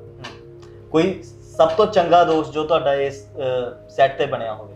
ਮੇਰਾ ਇਹ ਵੱਡੇ ਭਰਾ ਦਾ ਕਰੈਕਟਰ ਕਰ ਰਹੇ ਦੀਪਕ ਕੰਬੋਜ, ਪੂਰਾ ਚੌਧਰੀ, ਉਹਨਾਂ ਨਾਲ ਮੇਰਾ ਰੀਅਲ ਲਾਈਫ 'ਚ as a brother the character ਕਰ ਰਹੇ ਸੀ, ਯਾਰ ਇਹ ਫੈਮਿਲੀ ਰਿਲੇਸ਼ਨ ਬਣ ਗਿਆ ਐਜ਼ ਏ ਬ੍ਰਦਰ, ਤੇ ਉਹ ਬ੍ਰਦਰ ਦਾ ਰਿਲੇਸ਼ਨ ਹੈ। ਉਹਨਾਂ ਨਾਲ ਬਹੁਤ ਕੁਝ ਇੱਕ ਦੂਜੇ ਤੋਂ ਸਿੱਖਣ ਤੋਂ ਮਿਲਿਆ, ਹੋਰ ਵੀ ਲੋਕਾਂ ਤੋਂ ਬਹੁਤ ਕੁਝ ਸਿੱਖਣ ਤੋਂ ਮਿਲਿਆ ਕਿ ਲਾਈਫ ਹੈ ਜਿੰਨਾ ਅਗਰ ਤੁਸੀਂ ਇਹ ਡਿਸਾਈਡ ਕਰਕੇ ਜਾਓਗੇ ਨਾ ਕਿ ਹਾਂ ਮੈਨੂੰ ਸਿੱਖਣਾ ਹੈ, ਕਿ ਮੈਨੂੰ ਜਿੱਥੋਂ ਜੋ ਮਿਲ ਰਿਹਾ ਗਿਆਨ ਮੈਨੂੰ ਲੈਣਾ ਹੈ, ਤੇ ਤੁਸੀਂ ਜ਼ਰੂਰ ਕੁਝ ਨਾ ਕੁਝ ਸਿੱਖ ਕੇ ਹੀ ਆਓਗੇ ਔਰ ਤੁਹਾਡੀ ਲਾਈਫ 'ਚ ਕੰਮ ਆਉਂਦਾ ਹੈ। ਤੇ ਗੱਲ ਕਰੀਏ ਤੁਹਾਡੇ ਅਗਲੇ ਪ੍ਰੋਜੈਕਟਸ ਦੀ, ਜਿਵੇਂ ਕਿ ਖਬਰਾਂ ਆਉਂਦੀਆਂ ਰਹਿੰਦੀਆਂ ਨੇ ਕਿ ਹੁਣ ਇਹ ਐਕਟਰ ਹੈ, ਇਹਨਾਂ ਕੋਲੇ ਆਹ ਕੰਮ ਆਉਣ ਵਾਲਾ ਹੈ, ਤੇ ਤੁਹਾਡੇ ਕੋਲੇ ਹੁਣ ਫਿਊਚਰ ਦੇ ਵਿੱਚ ਸਾਨੂੰ ਤੁਹਾਡੇ ਕਿੰਨੇ ਕੁ ਪ੍ਰੋਜੈਕਟ ਦੇਖਣ ਨੂੰ ਮਿਲ ਸਕਦੇ? ਜੀ ਦੇਖੋ, ਆਈ ਚਲਾਈ ਚਲਦੀ ਰਹਿੰਦੀ ਹੈ। ਫਿਊਚਰ ਦੇ ਵਿੱਚ ਮੇਰੀ ਵੈਬ ਸੀਰੀਜ਼ ਆਉਣ ਵਾਲੀ ਹੈ ਬਹੁਤ ਹੀ ਜਲਦੀ, 28 days unsuccessful experiment, Hindi web series ਹੈ ਜੀ, ਪ੍ਰੋਜੈਕਟ ਬਾਏ ਸਾਗਰ ਸੰਧੂ, ਜਲੰਧਰ ਦੇ ਨੇ। ਇਹ ਵੈਬ ਸੀਰੀਜ਼ ਦੇ ਵਿੱਚ ਤੁਸੀਂ ਦੇਖੋਗੇ ਕਿ ਇੱਕ ਇਨਸਾਨ ਜੋ ਪੈਸੇ ਵਾਸਤੇ ਦੌੜ ਰਿਹਾ ਤੇ ਇੱਕ ਕਮਰੇ 'ਚ 28 ਦਿਨ ਕਿਵੇਂ ਕੱਢਦਾ ਹੈ। ਇੱਕ ਡਾਕਟਰ ਦਾ ਐਕਸਪੈਰੀਮੈਂਟ ਹੈ, ਕੀ ਹੁੰਦਾ ਕੀ ਨਹੀਂ ਹੁੰਦਾ ਉਹ ਤੁਹਾਨੂੰ ਸਟੋਰੀ 'ਚ ਪਤਾ ਚੱਲੇਗਾ। ਸ਼ਾਰਟ ਫਿਲਮਸ MX ਪਲੇਅਰ ਦੀ ਮੈਂ ਗ੍ਰੇਟਫੁਲ ਹਾਂ ਕਿ ਮੈਨੂੰ ਹਰਸ਼ ਬੈਨੀਵਾਲ ਦੇ ਨਾਲ ਸਕਰੀਨ ਸ਼ੇਅਰ ਕਰਨ ਦਾ ਮੌਕਾ ਮਿਲਿਆ। MX ਪਲੇਅਰ ਦੀ ਵੈਬ ਸੀਰੀਜ਼ ਉਹ ਵੀ ਸਾਲ ਦੇ ਐਂਡ ਤੱਕ ਆ ਜਾਊਗੀ ਜੀ। ਬਾਕੀ ਕੁਛ ਨਾ ਕੁਛ ਚੱਲੀ ਜਾਂਦਾ ਹੈ, ਕਰੀ ਜਾਂਦੇ ਆ, ਲੱਗੇ ਹੋਏ ਆ। ਗੱਲ ਕਰੀਏ ਕੁਝ ਸਵਾਲਾਂ ਜਵਾਬਾਂ ਦੀ। ਹੁਣ ਕੁਝ ਸਵਾਲ ਜਵਾਬ ਅਸੀਂ ਪੁੱਛਾਂਗੇ ਔਰ ਤੁਸੀਂ ਘੱਟ ਤੋਂ ਘੱਟ ਸਮੇਂ ਦੇ ਵਿੱਚ ਉਹਨਾਂ ਦਾ ਜਵਾਬ ਦੇਣਾ ਹੈ। ਸਵਾਲ ਸਾਡੇ ਕੋਲ ਤਿਆਰ ਪਏ ਨੇ, ਤੁਸੀਂ ਸਿਰਫ ਜਵਾਬ ਦੇਣਾ ਬਿਨਾਂ ਸੋਚੇ। ਠੀਕ ਹੈ ਜੀ। ਸੋ ਸ਼ੁਰੂ ਕਰੀਏ ਜੀ। ਹਾਂਜੀ ਬਿਲਕੁਲ ਜੀ। ਤੁਹਾਡੀ ਸਭ ਤੋਂ ਵੱਡੀ ਤਾਕਤ ਕੀ? ਮੇਰੀ ਮਾਂ। ਇੱਕ ਚੰਗੀ ਸਲਾਹ ਜਿਹਨੂੰ ਤੁਸੀਂ ਇਗਨੋਰ ਕਰਨਾ ਚਾਹੋਗੇ? ਚੰਗੀ ਸਲਾਹ ਜਿਹਨੂੰ ਇਗਨੋਰ ਕਰਨਾ ਚਾਹਾਂਗੇ? ਨੈਗੇਟਿਵਿਟੀ। ਤੁਹਾਡੇ ਲਈ ਸਭ ਤੋਂ ਜ਼ਰੂਰੀ ਕੀ ਹੈ ਪ੍ਰੋਫੈਸ਼ਨ ਦੇ ਵਿੱਚ? ਪ੍ਰੋਫੈਸ਼ਨ ਦੇ ਵਿੱਚ ਮੇਰੇ ਡ੍ਰੀਮਸ, ਜਿਨ੍ਹਾਂ ਨੂੰ ਮੈਂ ਪੂਰਾ ਕਰਨਾ ਚਾਹਨਾ, ਉਹੀ ਮੇਰੀ ਤਾਕਤ ਨੇ, ਉਹੀ ਮੈਨੂੰ ਮੇਰੇ ਡ੍ਰੀਮਸ ਪੂਰੇ ਕਰਨ ਤੱਕ। ਹੁਣ ਤੱਕ ਦਾ ਮਿਲਿਆ ਸਭ ਤੋਂ ਵਧੀਆ ਕੰਪਲੀਮੈਂਟ? ਤੁਸੀਂ ਅੱਛੇ ਐਕਟਰ ਹੋ, ਅੱਛੀ ਐਕਟਿੰਗ ਕਰਦੇ ਹੋ। ਕਿਹੜਾ Song ਤੁਸੀਂ ਰਿਪੀਟ ਤੇ ਸੁਣਦੇ ਹੋ?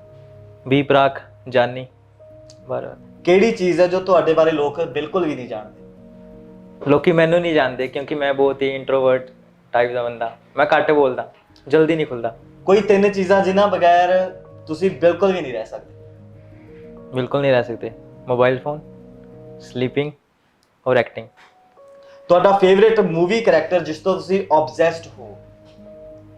ਮੂਵੀ ਕੈਰੈਕਟਰ ਨੇਵੀ ਦਾ ਕੈਰੈਕਟਰ ਮੇਰਾ ਡ੍ਰੀਮ ਰੋਲ ਹੈ, ਉਹ ਮੈਂ ਕਰਨਾ ਚਾਹੂੰਗਾ ਜਦੋਂ ਵੀ ਮੌਕਾ ਮਿਲੇ। ਕੱਪੜਿਆਂ ਨੂੰ ਜ਼ਿਆਦਾ ਮਹੱਤਵ ਦਿੰਦੇ ਹੋ ਜਾਂ ਪਰਸਨੈਲਿਟੀ? ਬੰਦੇ ਦੇ ਨੇਚਰ ਨੂੰ, ਬੰਦੇ ਦੀ ਨੀਅਤ ਨੂੰ। ਆਪਣੀ ਜ਼ਿੰਦਗੀ ਵਿੱਚ ਤੁਸੀਂ ਸਭ ਤੋਂ ਬਹਾਦਰੀ ਵਾਲਾ ਕੰਮ ਕੋਈ ਕੀਤਾ ਹੋਵੇ?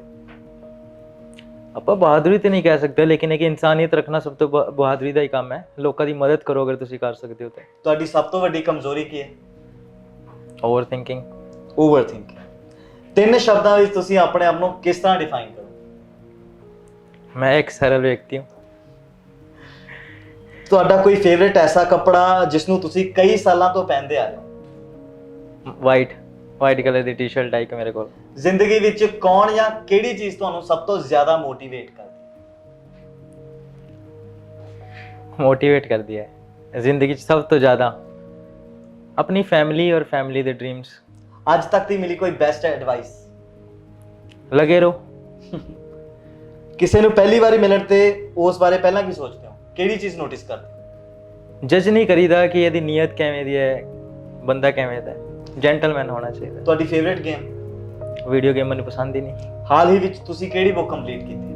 ਹਾਲ ਹੀ ਦੇ ਵਿੱਚ ਮੇਰਾ ਕਮਲੇਸ਼ਵਰ ਜੀ ਦਾ ਨੋਵਲ ਚੱਲਦਾ ਪਿਆ, ਕਿਤਨੇ ਪਾਕਿਸਤਾਨ। ਆਪਣੇ ਦਿਨ ਦੀ ਸ਼ੁਰੂਆਤ ਕਿਸ ਤਰ੍ਹਾਂ ਕਰਦੇ? ਰੱਬ ਦਾ ਨਾਮ ਲੈ ਕੇ। ਜੇਕਰ ਤੁਹਾਨੂੰ ਕੋਈ ਇਦਾਂ ਦਾ ਕੰਮ ਮਿਲੇ ਜਿਸ ਨੂੰ ਕਰਨ ਤੋਂ ਤੁਸੀਂ ਡਰਦੇ ਹੋਵੋ, ਕੀ ਤੁਸੀਂ ਕਰੋਗੇ? ਜ਼ਰੂਰ ਕਰਾਂਗਾ। ਉਹ ਜ਼ਿੰਦਗੀ 'ਚ ਤੁਹਾਨੂੰ 2 ਪੜਾਅ ਅੱਗੇ ਲੈ ਜਾਏਗਾ। ਕਿਹੜਾ ਟ੍ਰੈਂਡ ਹੈ ਦੁਨੀਆ ਦਾ ਜੋ ਤੁਹਾਡੇ ਮੁਤਾਬਿਕ ਖਤਮ ਹੋਣਾ ਚਾਹੀਦਾ? ਚੁਗਲੀਆਂ ਕਰਨ ਦਾ, ਬੁਰਾਈ ਕਰਨ ਦਾ, ਨੈਗੇਟਿਵਿਟੀ ਫੈਲਾਉਣ ਦਾ। ਪਿਆਰ ਵੰਡੋ, ਅੱਛਾਈ ਵੰਡੋ, ਇਹੀ ਦੁਨੀਆ ਹੈ। ਕੀ ਲੈ ਕੇ ਜਾਣਾ, ਸਭ ਕੁਝ ਇੱਥੇ ਰੱਖ ਜਾਣਾ। ਆਖਰੀ ਸਵਾਲ, ਅਗਲੇ 5 ਸਾਲ 'ਚ ਅਸੀਂ ਪਾਰਸ ਮਹਿਰਾ ਨੂੰ ਕਿੱਥੇ ਦੇਖਾਂਗੇ? ਜਿੱਥੇ ਮਾਲਿਕ ਚਾਹੇਗਾ, ਲੇਕਿਨ ਇਹ ਹੈ ਕਿ ਆਪਣੀ ਤਰਫੋਂ ਬਹੁਤ ਵੱਡੇ ਚੇਂਜਸ ਹੋਣਗੇ ਲਾਈਫ ਦੇ ਵਿੱਚ, ਬਲੀਵ ਹੈ, ਔਰ ਦੇਖਣ ਨੂੰ ਮਿਲਾਂਗੇ। ਛੋਟਾ ਮੂੰਹ ਵੱਡੀ ਗੱਲ ਕਰਨੀ ਨਹੀਂ ਚਾਹੀਦੀ। ਖੈਰ ਜਿੱਥੇ ਉਹਨੇ ਰੱਖਣਾ ਉੱਪਰ ਵਾਲੇ ਨੇ ਰੱਖ ਹੀ ਦੇਣਾ ਜੀ। ਸੋ ਪਾਰਸ ਜੀ, ਹਰ ਐਕਟਰ ਦਾ ਇੱਕ ਸਟਰਗਲ ਹੁੰਦਾ ਹੈ, ਕਹਿੰਦੇ ਸਟਰਗਲ ਤੋਂ ਬਿਨਾਂ ਐਕਟਰ ਨਹੀਂ ਬਣਦਾ। ਜੀ ਬਿਲਕੁਲ। ਤੁਹਾਡੀ ਜ਼ਿੰਦਗੀ ਦੇ ਵਿੱਚ ਤੁਹਾਡੇ ਬਣਨ ਦੇ ਪਿੱਛੇ ਸਟਰਗਲ ਕੀ ਹੈ? ਦੇਖੋ ਜੀ, ਸਟਰਗਲ ਮੇਰਾ ਬਲੀਵ ਹੈ ਕਿ ਜੋ ਸਟਰਗਲ ਹੁੰਦਾ ਹੈ ਨਾ, ਅਗਰ ਉਹ ਸਟਰਗਲ ਨਾ ਹੋਏ ਤੇ ਐਕਟਰ ਨਹੀਂ ਬਣ ਸਕਦਾ। ਸਟਰਗਲ ਦੇ ਵਿੱਚ ਬਹੁਤ ਪਾਪੜ ਵੇਲਣੇ ਪੈਂਦੇ ਆ। ਤੇ ਤੁਸੀਂ ਕਿਹੜੇ ਪਾਪੜ ਵੇਲੇ ਨੇ? ਦੇਖੋ ਜੀ, ਸ਼ੁਰੂ ਤੇ ਹੋਇਆ ਕਾਲਜ ਟਾਈਮ 'ਚ ਜਦੋਂ ਥੀਏਟਰ ਕਰਦਾ ਸੀਗਾ, ਤੇ ਥੀਏਟਰ ਜਾਣ ਵਾਸਤੇ ਪੈਟਰੋਲ ਵੀ ਚਾਹੀਦਾ ਹੁੰਦਾ ਸੀ ਬਾਈਕ 'ਚ, ਤੇ ਉਹਦੇ ਵਾਸਤੇ ਪੈਸੇ ਵੀ ਚਾਹੀਦੇ ਸੀ। ਫਿਰ ਕਾਲਜ ਦਾ ਫਾਈਨ ਵੀ ਦੇਣਾ ਹੁੰਦਾ ਸੀ। ਸਭ ਤੋਂ ਪਹਿਲੇ ਤੇ ਕਿਹੜੀ ਗੱਲ ਦਾ ਪੈਂਦਾ ਸੀ ਕਾਲਜ? ਕਲਾਸਾਂ ਮਿਸ ਕਰਨ ਦਾ ਤੇ ਥੀਏਟਰ ਜਾਣ ਦਾ। ਮੈਨੂੰ ਇੱਕ ਚੀਜ਼ ਤੋਂ ਖੁਸ਼ੀ ਮਿਲੀ, ਐਕਟਿੰਗ, ਤੇ ਫਿਰ ਮੈਂ ਉਹਦੇ ਵੱਲ ਤੁਰ ਪਿਆ ਅੰਦਰ ਦੀ ਆਵਾਜ਼ ਸੁਣ ਕੇ ਕਿ ਹਾਂਜੀ ਕਿ ਯਾਰ ਇਹਦੇ 'ਚ ਖੁਸ਼ੀ ਹੈ, ਹੁਣ ਇਹ ਹੀ ਕਰੋ। ਬਾਕੀ ਸਭ ਮੇਰੇ ਵਾਸਤੇ ਕੁਝ ਇੰਪੋਰਟੈਂਸ ਨਹੀਂ ਸੀਗਾ। ਤੇ ਸਭ ਤੋਂ ਪਹਿਲੇ ਤੇ ਡੀਜੇ ਦੇ ਵਿੱਚ LED ਵੋਲ ਲਗਾਈਆਂ ਕਿ ਉੱਥੇ ਜਿਹੜੇ ਪੈਸੇ ਬਣਦੇ ਸੀਗੇ ਮੈਂ ਕਾਲਜ ਦਾ ਫਾਈਨ ਦੇ ਦਿੰਦਾ ਸੀ ਉਹਦੇ ਵਿੱਚ, ਕਿ ਮੇਰੀ ਐਕਟਿੰਗ ਕੰਟੀਨਿਊਟੀ ਰਹੇ, ਮੈਂ ਸਿੱਖਦਾ ਰਹਾਂ ਕਿ ਉਧਰ ਦਿੱਕਤ ਨਾ, ਕਿਉਂਕਿ ਮੈਨੂੰ ਖੁਸ਼ੀ ਉਧਰੋਂ ਮਿਲ ਰਹੀ ਹੈ, ਕਾਲਜ ਤੋਂ ਨਹੀਂ ਮਿਲ ਰਹੀ। ਉਹ ਤਾਂ ਕਰਨੇ ਕਿ ਪੈਰੈਂਟਸ ਦੇ ਪੈਸੇ ਲੱਗੇ ਹੈ, ਕਰਨੀ ਹੈ, BCom ਕਰਨੀ ਹੈ, ਤੇ ਉਹ ਕੀਤਾ ਜੀ। ਉਸ ਤੋਂ ਬਾਅਦ ਫਿਰ ਵਿੱਚ ਕਰੇਜ਼ ਪੈ ਗਿਆ ਬੰਬੇ ਜਾਣ ਦਾ, ਕਿ ਬੰਬੇ ਜਾਣਾ ਹੈ। ਹਰ ਐਕਟਰ ਦਾ ਸੁਪਨਾ ਹੁੰਦਾ ਹੈ। ਬੰਬੇ ਗਏ ਤੇ 1 ਮਹੀਨਾ 2 ਮਹੀਨਾ ਰਹਿ ਕੇ ਆਏ, ਘੁੰਮੇ ਫਿਰੇ, ਦੇਖਿਆ, ਲੇਕਿਨ ਅਜੇ ਪੱਕਣ ਦੀ ਜ਼ਰੂਰਤ ਹੈ। ਚਲੋ, ਬੰਬੇ ਦਾ ਕੀ ਐਕਸਪੀਰੀਅੰਸ ਰਿਹਾ, ਕੀ ਦੇਖਿਆ? ਬੰਬੇ ਦਾ ਐਕਸਪੀਰੀਅੰਸ ਜਿਵੇਂ ਹੁੰਦਾ ਸੀ, ਕਿਸੇ ਐਗਜ਼ਾਮ ਦੀ ਤਿਆਰੀ ਕਰਦੇ ਆ ਨਾ, ਤੇ ਉਸ ਤੋਂ ਪਹਿਲੇ ਅਸੀਂ ਦੇਖਦੇ ਹਾਂ ਕਿ ਐਗਜ਼ਾਮ 'ਚ ਕਿਵੇਂ ਦਾ ਕੀ ਉਤਾਰ ਚੜਾਵ ਆ ਸਕਦੇ। ਮੈਂ ਉਹ ਦੇਖਣ ਗਿਆ ਕਿ ਬੰਬੇ ਦੇ ਵਿੱਚ ਕਿ ਕਿਵੇਂ ਦਾ ਸ਼ਹਿਰ ਹੈ, ਕਿਵੇਂ ਦੇ ਲੋਕੀ ਹੈ। ਅਕਸਰ ਸੁਣਨ ਨੂੰ ਮਿਲਿਆ ਐਕਟਰਸ ਦੇ ਵਿੱਚੋਂ, ਕਾਫੀ ਐਕਟਰਸ ਦੇ ਨਾਲ ਗੱਲਬਾਤ ਹੋਈ ਆ ਕਿ ਬੰਬੇ ਰਹਿਣ ਦੇ ਲਈ ਠੀਕ ਜਗ੍ਹਾ ਨਹੀਂ ਹੈ, ਬੰਬੇ ਬਹੁਤ ਮਹਿੰਗਾ ਹੈ, ਬਹੁਤ ਟੈਸਟ ਲੈਂਦਾ ਆ ਇੱਕ ਐਕਟਰ ਦੇ। ਕਿੰਨੀ ਕੁ ਸੱਚਾਈ ਹੈ ਇਹਨਾਂ ਗੱਲਾਂ? ਜੀ ਦੇਖੋ, ਮੈਂ ਪੋਜ਼ਿਟਿਵ ਰਹਿਣਾ ਤੇ ਮੈਂ ਪੋਜ਼ਿਟਿਵ ਪੁਆਇੰਟ ਹੀ ਦੱਸਾਂਗਾ। ਹਰ ਇੱਕ ਸ਼ਹਿਰ ਦੇ ਵਿੱਚ ਜਦੋਂ ਤੁਸੀਂ ਨਵੇਂ ਰਹਿਣ ਜਾਓਗੇ ਤੇ ਤੁਹਾਨੂੰ ਸਟਰਗਲ ਹੀ ਲੱਗੇਗਾ। ਪਹਿਲੇ ਰੂਮ ਲੈਣਾ, ਉੱਥੇ ਰਹਿਣਾ, ਜੋ ਫਾਈਂਡ ਕਰਨਾ, ਤੇ ਹਰ ਪ੍ਰੋਫੈਸ਼ਨ ਦੀ ਤਰ੍ਹਾਂ ਸਾਡਾ ਪ੍ਰੋਫੈਸ਼ਨ ਵੀ ਹੈ ਕਿ ਸਾਨੂੰ ਉੱਥੇ ਜਾ ਕੇ ਰੂਮ ਲੈਣਾ ਪੈਂਦਾ ਹੈ, ਸਟੇਇੰਗ ਦੇ ਪੈਸੇ ਅਰੇਂਜ ਕਰਨੇ ਪੈਂਦੇ ਕਿ ਕਿਵੇਂ ਰਹਾਂਗੇ, ਕਿਵੇਂ ਹੋਏਗਾ। ਲੇਕਿਨ ਹੈ ਕਿ ਮੈਨੂੰ ਅੱਛੇ ਲੋਕ ਮਿਲੇ ਉੱਥੇ, ਮੇਰੇ ਰਿਲੇਟਿਵ ਸੀ, ਮੈਂ ਉਹਨਾਂ ਕੋਲ ਰੁਕਿਆ। ਲੇਕਿਨ ਮੈਂ ਸਵੇਰੇ 7 ਵਜੇ ਘਰੋਂ ਨਿਕਲ ਜਾਂਦਾ ਸੀਗਾ, ਤੇ ਆਡੀਸ਼ਨ ਦਾ ਦੌਰ, ਨੋਟ ਫਿਟ। ਮੈਨੂੰ ਲੱਗਾ ਕਿ ਯਾਰ ਸ਼ਾਇਦ ਅਸੀਂ ਥੋੜੇ ਸਮਾਰਟ ਨਹੀਂ ਲੱਗ ਰਹੇ, ਨੋਟ ਫਿਟ। ਲੇਕਿਨ ਜਦੋਂ ਸਮਝ ਆਇਆ ਕਿ ਅਕੋਰਡਿੰਗ ਟੂ ਸਕ੍ਰਿਪਟ ਆਪਾਂ ਜਾਂਦੇ ਨਹੀਂ ਫਿਟ। ਫਿਰ ਉੱਥੋਂ ਮੈਨੂੰ ਕੋਲਸ ਆਈਆਂ, ਲੇਕਿਨ ਮੈਂ ਪੰਜਾਬ 'ਚ ਸੀਗਾ। ਫਿਰ ਇੱਥੇ ਆ ਕੇ ਮੈਂ ਆਪਣੀ BCom ਫਾਈਨਲ ਕੀਤੀ। BCom ਤੋਂ ਬਾਅਦ ਫਿਰ ਮੈਂ ਐਕਟਿੰਗ ਦੇ ਵਿੱਚ ਜਾਣਾ ਸੀਗਾ, ਤੇ ਮੈਂ ਕਿਹਾ ਹੁਣ ਮੈਨੂੰ ਉੱਥੋਂ ਦੀ ਇੰਨਾ ਕੌਨਫੀਡੈਂਸ ਮਿਲ ਗਿਆ, ਇੰਨਾ ਸਿੱਖਣ ਨੂੰ ਮਿਲਿਆ ਕਿ ਹੁਣ ਮੈਂ ਪੈਸੇ ਜੋੜਾਂਗਾ ਤੇ ਮੈਂ ਨਿਕਲ ਜਾਵਾਂਗਾ। ਲੇਕਿਨ ਅਸਲੀ ਸਿਚੁਏਸ਼ਨ ਇੱਥੋਂ ਸ਼ੁਰੂ ਹੋਣੀ ਸੀ ਲਾਈਫ ਦੀ। ਫਿਰ ਜੀ ਮੈਂ ਪ੍ਰੋਡਕਸ਼ਨਾਂ ਦੇ ਵਿੱਚ ਗਿਆ, ਜੋਬ ਵਾਸਤੇ ਗਿਆ ਕਿ ਐਕਟਿੰਗ ਦੇ ਨਾਲ ਜੁੜਾ ਰਹਾਂਗਾ, ਲੇਕਿਨ ਜੋਬ ਨਹੀਂ ਮਿਲੀ ਮੈਨੂੰ। ਫਿਰ ਮੈਨੂੰ ਕਿਸੇ ਫਰੈਂਡ ਨੇ ਕਿਹਾ ਕਿ ਤੂੰ ਰੇਡੀਓ 'ਚ ਆ ਜਾ, ਚੱਲ ਥੋੜਾ ਟਾਈਮ ਕਰ ਲੈ। ਫਿਰ ਮੈਂ ਰੇਡੀਓ ਦੀ ਇੰਟਰਨਸ਼ਿਪ ਕੀਤੀ, ਉੱਥੋਂ ਦੀ ਮੈਨੂੰ ਡਬਿੰਗ, ਰਾਈਟਿੰਗ ਬਹੁਤ ਕੁਝ ਸਿੱਖਣ ਨੂੰ ਮਿਲਿਆ। ਉਸ ਤੋਂ ਬਾਅਦ ਫਿਰ ਇੰਟਰਨਸ਼ਿਪ 'ਚ ਪੈਸੇ ਤੇ ਮਿਲਦੇ ਨਹੀਂ ਸੀ, ਅੰਬਾਲਾ ਤੋਂ ਚੰਡੀਗੜ੍ਹ ਅਪ ਡਾਊਨ ਕਰਨਾ ਸੀਗਾ ਜੀ। ਫਿਰ ਉਹਦੇ ਵਾਸਤੇ ਫਿਰ ਇੱਕ ਟਾਈਮ ਤੇ ਪੈਸਾ ਇੰਪੋਰਟੈਂਟ ਹੋ ਗਿਆ, ਲੇਕਿਨ ਐਟ ਦੀ ਐਂਡ ਜਦੋਂ ਮੈਂ ਜੋਬ ਲੱਗਿਆ ਤਾਂ ਮੈਨੂੰ ਸਿੱਖ ਮਿਲੀ ਕਿ ਲਾਈਫ 'ਚ ਪੈਸਾ ਇੰਪੋਰਟੈਂਟ ਨਹੀਂ ਹੈ, ਤੁਹਾਡੇ ਦਿਲ ਦੀ ਖੁਸ਼ੀ ਇੰਪੋਰਟੈਂਟ ਹੈ। ਪੈਸਾ ਵੀ ਇੰਪੋਰਟੈਂਟ ਹੈ, ਲੇਕਿਨ ਹੈ ਕਿ ਜਦੋਂ ਤੁਸੀਂ ਖੁਸ਼ ਰਹੋਗੇ ਤਾਂ ਹੀ ਪੈਸਾ ਕਮਾ ਪਾਓਗੇ। ਬਿਲਕੁਲ। ਫਿਰ ਮੈਂ ਕਾਰਾਂ ਵੇਚੀਆਂ, ਕਾਰਾਂ ਤੋਂ ਬਾਅਦ ਫਿਰ ਮੈਂ ਰਿਟੇਲ ਦੇ ਵਿੱਚ ਕੱਪੜੇ ਵੇਚੇ, ਉੱਥੇ ਕੰਮ ਕੀਤਾ ਜੀ। ਫਿਰ ਉੱਥੋਂ ਦੀ ਇੱਕ ਫੋਨ ਆਇਆ ਮੇਰੇ ਯਾਰ ਦੋਸਤ ਦਾ ਕਿ ਯਾਰ ਇਹ ਲੋਕੇਸ਼ਨ ਕਿੱਥੇ ਹੈ। ਮੈਂ ਕਿਹਾ ਇਹਨੂੰ ਕੀ ਕੰਮ ਹੈ? कह रहा शूटिंग का काम है, चलते हैं। मैं कहा भाई मैं नहीं कर सकता क्योंकि मैं जॉब लग गया बड़ी मुश्किल और मेरा अच्छा चलता पे अजे मैंने लग्या रहते मैंने पैसे जोड़ के मैं बॉम्बे जाना सीधा, लेकिन जर्नी ने कुछ होर डिसाइड सीगा। फोन आया, मीटिंग हुई, उन्होंने दस्सिया कि तुहाडे अंबाले 'च ਅਸੀਂ ਇੱਕ ਫਿਲਮ ਬਣਾ ਰਹੇ ਹਾਂ ਤੇ ਸਾਨੂੰ ਇਹ ਲੋਕੇਸ਼ਨਾਂ ਚਾਹੀਦੀਆਂ। ਉਸ ਤੋਂ ਪਹਿਲੇ ਮੈਂ ਥੋੜੀ ਬਹੁਤੀ ਪ੍ਰੋਡਕਸ਼ਨ ਕਰ ਚੁੱਕਾ ਸੀਗਾ ਤੇ ਫਿਰ ਮੈਂ ਉਹਨਾਂ ਨੂੰ ਮਕਾਨ ਢੂੰਡਤੇ 97 ਦੇ ਹਿਸਾਬ ਨਾਲ ਕਿ ਸਾਡੇ ਸ਼ਹਿਰ 'ਚ ਆਪਣੇ ਸ਼ਹਿਰ ਦੇ ਬਾਰੇ ਬੰਦੇ ਨੂੰ ਪਤਾ ਹੀ ਹੁੰਦਾ ਕਿ ਇੱਥੇ ਕੀ ਹੈ। ਫਿਰ ਪ੍ਰੋਡਕਸ਼ਨ ਕਰਦੇ ਕਰਦੇ ਮੈਨੂੰ ਇੱਕ ਰੋਲ ਵੀ ਮਿਲ ਗਿਆ, ਉਹਨਾਂ ਨੂੰ ਪਸੰਦ ਆ ਗਿਆ। ਇੱਕ ਦਿਨ ਤੋਂ ਮੇਰੇ 4 ਦਿਨ ਦਾ ਕੰਮ ਹੋ ਗਿਆ। ਉਹ ਮੂਵੀ ਕੀਤੀ। ਫਿਰ ਉਸ ਤੋਂ ਬਾਅਦ ਉੱਥੋਂ ਜਿਹੜੇ ਪੈਸੇ ਆਏ ਤੇ ਮੈਂ ਚੰਡੀਗੜ੍ਹ ਆ ਗਿਆ। ਬੰਬੇ ਵਾਸਤੇ ਪੈਸੇ ਹੋ ਗਏ ਮੇਰੇ ਕੋਲ, ਲੇਕਿਨ ਦਿਲੋਂ ਆਵਾਜ਼ ਆਈ ਕਿ ਅਜੇ ਕੱਚਾ, ਅਜੇ ਪਕਣਾ ਜ਼ਰੂਰੀ ਹੈ। ਫਿਰ ਜੀ ਮੈਂ ਚੰਡੀਗੜ੍ਹ ਸ਼ਿਫਟ ਹੋ ਗਿਆ। 2-3 ਮਹੀਨੇ ਕੁਛ ਨਹੀਂ ਸੀ, ਬੁੱਕਸ ਪੜ੍ਹਦਾ ਸੀ, ਆਪਣਾ ਐਕਸਰਸਾਈਜ਼ ਕਰਦਾ ਸੀ, ਐਕਟਿੰਗ ਦੀ ਮੂਵੀਜ਼ ਦੇਖਦਾ ਸੀ, ਇੰਟਰਵਿਊ ਦੇਖਦਾ ਸੀ। ਫਿਰ ਇੰਟਰਵਿਊ ਦੇਣ, ਆਡੀਸ਼ਨਸ ਦਾ ਪਤਾ ਚੱਲਿਆ, ਆਡੀਸ਼ਨ ਦੇਣ ਚਲੇ ਗਏ। ਆਡੀਸ਼ਨ ਦਿੰਦੇ ਆਪਣਾ ਹੀਰ ਰਾਂਝਾ, ਜਿਵੇਂ ਮੈਂ ਤੁਹਾਨੂੰ ਦੱਸਿਆ ਸੀ, ਆਪਣਾ ਸਿਲੈਕਸ਼ਨ ਹੋ ਗਿਆ ਤੇ ਸ਼ੋਅ ਮਿਲ ਗਿਆ। ਪਰ ਸਟਰਗਲ ਕਾਫੀ ਕਰਨਾ ਪਿਆ। ਸਟਰਗਲ ਕਾਫੀ ਹੁੰਦਾ ਹੈ, ਦੱਸਣਾ ਆਸਾਨ ਹੁੰਦਾ ਸ਼ਬਦਾਂ ਦੇ ਵਿੱਚ, ਲੇਕਿਨ ਜਿਹਦੇ ਤੇ ਬੀਤੀ ਹੁੰਦੀ ਹੈ, ਜਿਹਨੇ ਕੀਤਾ ਹੁੰਦਾ ਉਹਨੂੰ ਪਤਾ ਹੁੰਦਾ ਹੈ ਕਿ ਸਟਰਗਲ ਬਹੁਤ ਪਾਪੜ ਵੇਲਣੇ ਪੈਂਦੇ ਹੈ। ਲੇਕਿਨ ਮੇਰਾ ਪੋਜ਼ਿਟਿਵ ਪੁਆਇੰਟ ਹੈ ਕਿ ਅਗਰ ਤੁਸੀਂ ਪਾਪੜ ਨਹੀਂ ਵੇਲੋਗੇ ਲਾਈਫ 'ਚ ਤੇ ਤੁਸੀਂ ਅੱਛੇ ਐਕਟਰ ਨਹੀਂ ਬਣ ਸਕਦੇ। ਤੇ ਅੱਜ ਐਕਟਰ ਬਣ ਗਏ ਹੋ, ਪਰ ਜੇਕਰ ਪਾਰਸ ਮਹਿਰਾ ਐਕਟਰ ਨਾ ਹੁੰਦਾ ਤਾਂ ਫਿਰ ਕੀ ਹੁੰਦਾ? ਫਿਰ ਇਹੀ ਸੀਗਾ ਕਿ ਚਲੋ ਐਕਟਰ ਨਹੀਂ ਸੀਗਾ ਤੇ ਚਲੋ ਕੁਛ ਐਸਾ ਕੰਮ ਕਰਦਾ ਜਿਹਦੇ 'ਚ ਖੁਸ਼ੀ ਮਿਲੇ, ਜਾਂ ਆਪਣਾ ਕੋਈ ਬਿਜ਼ਨਸ ਕਰਦਾ, ਪਰ ਐਕਟਿੰਗ ਆਪਣੇ ਵਾਸਤੇ ਇੰਨੀ ਇੰਪੋਰਟੈਂਸ ਹੈ ਕਿ ਬਿਜ਼ਨਸ 'ਚ ਵੀ ਉਹ ਖੁਸ਼ੀ ਨਹੀਂ ਮਿਲਦੀ ਜੋ ਸਾਨੂੰ ਆਰਟ ਦੇ ਵਿੱਚ ਮਿਲਦਾ ਹੈ। ਮੈਂ ਰੱਬ ਦਾ ਸ਼ੁਕਰਗੁਜ਼ਾਰ ਹਾਂ ਕਿ ਮੈਨੂੰ ਆਰਟਿਸਟ ਦੀ ਨਿਆਮਤ replace ਬਖਸ਼ੀ। ਨਹੀਂ ਕੀਤਾ ਜਾ ਸਕਦਾ। ਨਹੀਂ ਕੀਤਾ ਜਾ ਸਕਦਾ ਕਿਸੇ ਚੀਜ਼ ਦੇ ਨਾਲ। ਬਿਲਕੁਲ ਸੋ ਗੱਲਾਂ ਤਾਂ ਬਹੁਤ ਨੇ ਕਰਨ ਵਾਲੀਆਂ, ਪਰ ਸਮਾਂ ਇਜਾਜ਼ਤ ਨਹੀਂ ਦਿੰਦਾ। ਬਹੁਤ ਬਹੁਤ ਸ਼ੁਕਰੀਆ ਭਾਰਤ ਜੀ, ਤੁਸੀਂ ਸਾਡੇ ਸਟੂਡੀਓ ਦੇ ਵਿੱਚ ਆਏ, ਇੰਨੀਆਂ ਖਾਸ ਗੱਲਾਂ ਕੀਤੀਆਂ ਸਾਡੇ ਨਾਲ, ਦਿਲ ਦੀਆਂ ਗੱਲਾਂ ਕੀਤੀਆਂ, ਤੇ ਬਹੁਤ ਬਹੁਤ ਸ਼ੁਕਰੀਆ ਕੀਮਤੀ ਸਮੇਂ ਚੋਂ ਟਾਈਮ ਕੱਢਣ ਲਈ। Thank you Pradeep ji. ਮੈਂ ਪ੍ਰਦੀਪ ਜੀ ਦਾ ਤੇ ਅਰਸ਼ ਟੀਵੀ ਦਾ ਬਹੁਤ ਸ਼ੁਕਰਗੁਜ਼ਾਰ ਹਾਂ ਜਿਨ੍ਹਾਂ ਨੇ ਮੈਨੂੰ ਇੱਥੇ ਇੰਟਰਵਿਊ ਤੇ ਸੱਦਿਆ, ਤੇ ਸਾਰੇ ਕ੍ਰਿਊ ਮੈਂਬਰ ਦਾ ਮੈਂ ਬਹੁਤ ਸ਼ੁਕਰਗੁਜ਼ਾਰ ਹਾਂ। ਸੋ ਜੀ ਜਲਦ ਹੋਵੇਗੀ ਮੁਲਾਕਾਤ ਕਿਸੇ ਨਵੇਂ ਕਲਾਕਾਰ ਦੇ ਨਾਲ। ਉਦੋਂ ਤੱਕ ਲਈ ਬਣੇ ਰਹਿਣਾ ਸਾਡੇ ਨਾਲ ਤੇ ਦੇਖਦੇ ਰਹਿਣਾ ਬਾਲੀਵੁੱਡ ਟਾਕਸ ਅਰਸ਼ ਟੀਵੀ ਤੇ।